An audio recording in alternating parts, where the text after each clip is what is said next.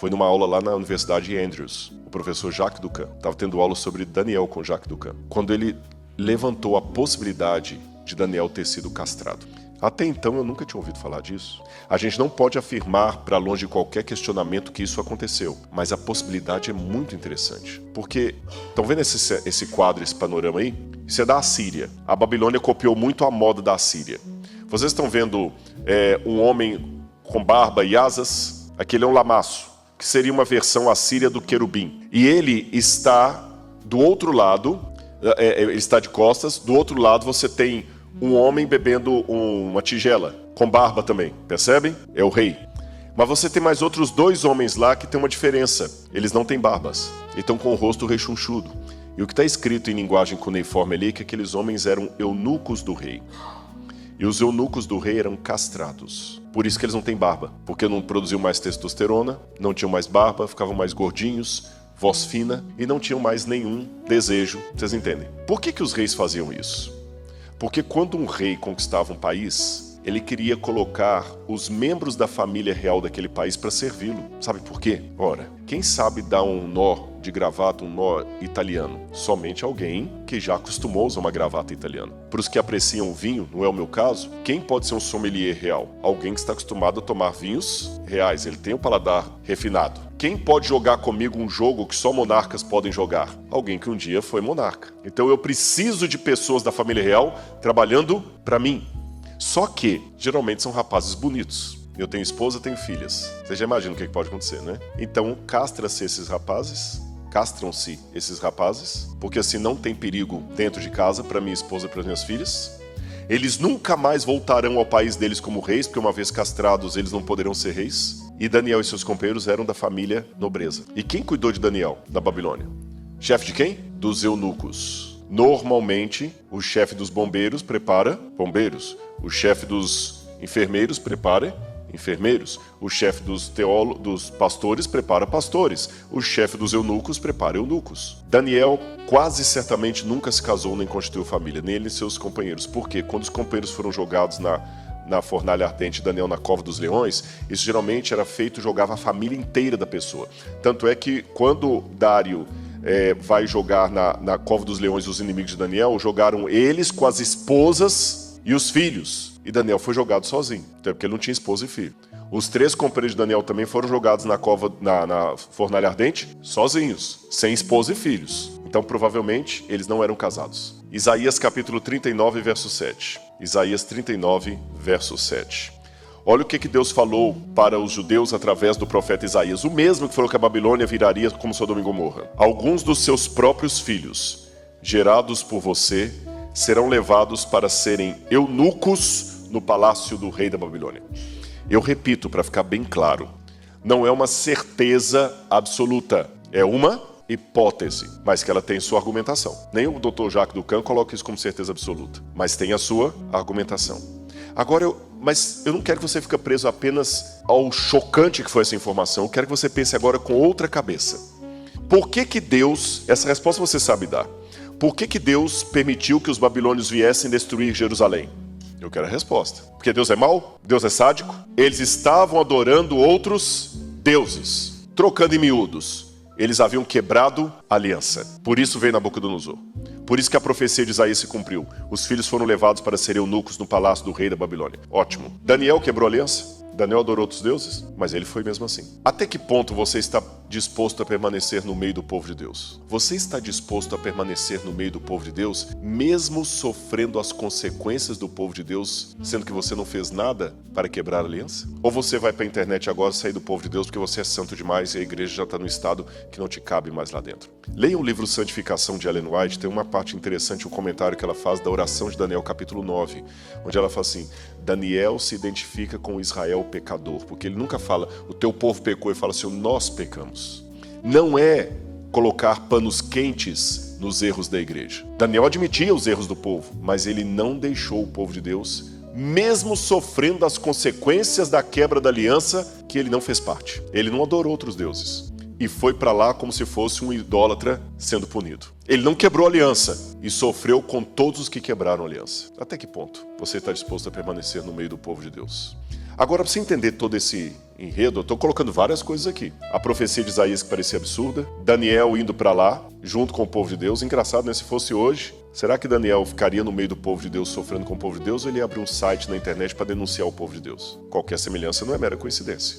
Ele ia ajoelhar no quarto dele e orar pelo povo de Deus, falou: Senhor, nós temos pecado contra ti, Senhor, nós não temos sido a igreja que o Senhor quer. Ou ele ia ficar na internet assim: essa igreja, esse povo, eu não vou lá porque eu sou bom demais para eles. Deixa a Babilônia levá-los, eu vou ficar aqui. O que aconteceu? E o que é pior? E o que é pior, irmãos, eu não quero que vocês vejam isso da perspectiva apenas de hoje, não. Eu quero que vocês façam um exercício mental comigo aqui agora. Nós vamos voltar mentalmente no passado, apenas imaginativamente, para que você entenda psicologicamente qual foi a época, a circunstância daquele povo ali. Vocês entenderam? O que aconteceu antes do cativeiro? Olha lá, eu já falei isso para vocês. Você tinha um grande império chamado Assíria, e a capital da Assíria, Nínive. Você tinha Jerusalém, com um rei pior do que o outro. E você tinha Babilônia, que estava crescendo. Lembra a comparação que eu falei? É como se a Síria, Nínive, fosse Washington, Babilônia fosse Pequim e Jerusalém, Brazilian Church. Entenderam? Quem somos nós na fila do pão para competir contra esses dois aí? Só para os irmãos terem noção, eu coloquei um quadro ali. Jerusalém tinha, na época do profeta Isaías ali, Jeremias, etc. Jerusalém tinha 160 acres de tamanho. Nínive tinha 1.640 acres de tamanho. Quem é mais poderoso? É Engenheiro Coelho e Washington. O Engenheiro Coelho é a cidade que eu moro, para matar a saudade da Marli. Quem tem mais poder de fogo? Eu não sei se vocês viram o que eu fiz ali. Estão vendo essa agora que eu aprendi? Vou mostrar só aqui. Estão vendo isso aqui? Jerusalém. Olha o tamanho de Nínive. Muito maior. E os assírios, eles eram implacáveis. A gente tem painéis no Museu Britânico que mostra a especialidade dos assírios de fazer tortura e o orgulho com o qual eles expunham aquilo nos palácios, sabe? Enfeitando assim, olha. Aí nós temos os vários monarcas da Assíria. Você tem Sargão II, antes dele você teve Senaqueribe, depois de Sargão II você vai ter, antes dele você teve Salmanasar, depois de Sargão II você tem Senaqueribe. Senaqueribe foi um rei implacável. E a Bíblia fala, irmãos, prestem atenção nesse detalhe que é muito interessante, que é uma parte confirmada pela Bíblia e pela literatura secular. O Senaqueribe foi aquele rei que humilhou Ezequias, cercou Jerusalém e voltou para casa sem destruir Jerusalém, como o profeta falou que iria acontecer. Não tenha medo do rei da Assíria, porque ele vai vir e vai voltar pelo mesmo caminho. Só que o Senaqueribe, ele era muito orgulhoso. E enquanto ele estava adorando na casa do Deus dele lá, ele foi morto a pancadas pelos dois filhos dele. Os dois filhos dele pegaram as próprias estátuas que ele estava adorando e começaram a matá-lo. Imagina morrer pelos dois filhos. Aí, como esses dois filhos foram pegos, foram condenados, quem assumiu o trono da Assíria foi Esarhadon. E enquanto Esarhadon assumiu o comando, a Babilônia, que era apenas uma província da Assíria, estava lá com Nabopolassar assumindo o poder. Só que aí tem uma coisa interessante. Na versão bíblica, sabem por que Senaqueribe morreu na mão dos dois filhos? Por causa do que ele fez com Jerusalém. Mas sabe qual foi a versão que rolou lá fora? Ele morreu por causa do que ele fez contra Marduk. Quem que era Marduk? O principal deus do Egito? Da Babilônia. O que a Bíblia atribui como sendo uma ação do Deus de Israel, lá fora era uma ação de Marduk. Eu pergunto, eu sei que vocês muitos vieram do trabalho cansados, mas eu queria desenvolver melhor esse assunto. Vocês aguentam mais uns 15 minutos? Posso, tranquilo? Obrigado. Mas sabe, a gente não pode abusar, não, que você começa com um auditório, depois tem um dormitório e termina com um cemitério. Aí depois não volta mais. Não, tudo na igreja que é muito comprido não dá certo. Uma vez lá em Belo Horizonte, Roça Grande, Marcos, você já me levou para pregar lá. Uma vez tinha um irmão pregando lá, né, e foi fazer uma oração comprida. Aí um outro falou assim, enquanto o irmão termina a oração dele, vamos ficar em pé, cantar o hino 522 aqui.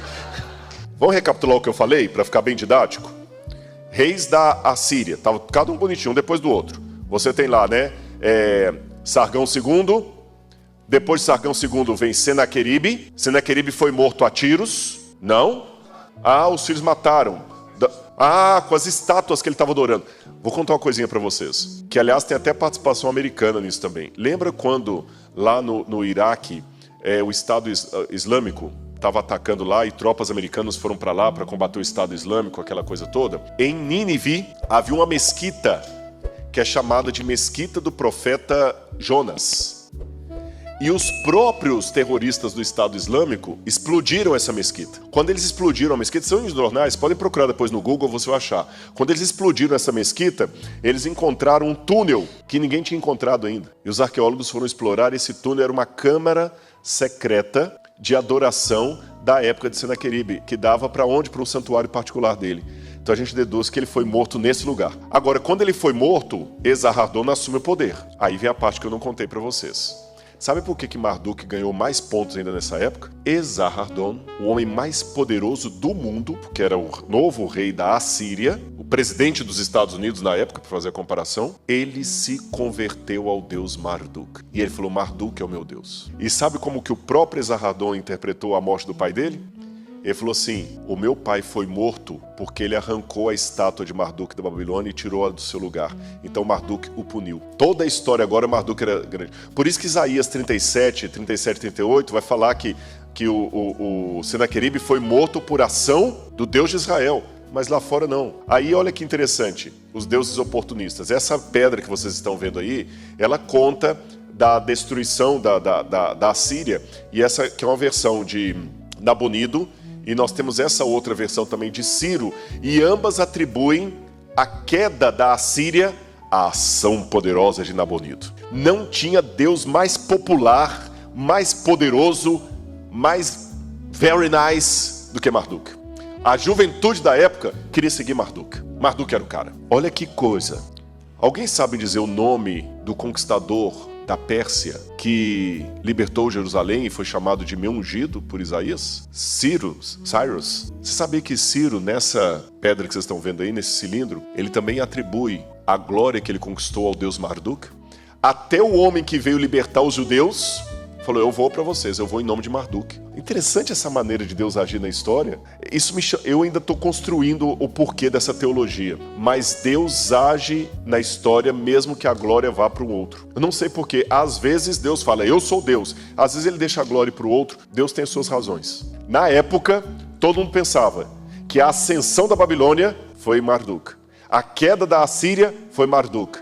E o retorno dos Medo-Persas para conquistar o mundo e libertar todo mundo? Marduk. Não tinha espaço muito para o Senhor. E o Marduk, ele era realmente, do ponto de vista humano, do ponto de vista assim, bem carnal, o Marduk ele era muito mais interessante que Javé. Sabe por quê?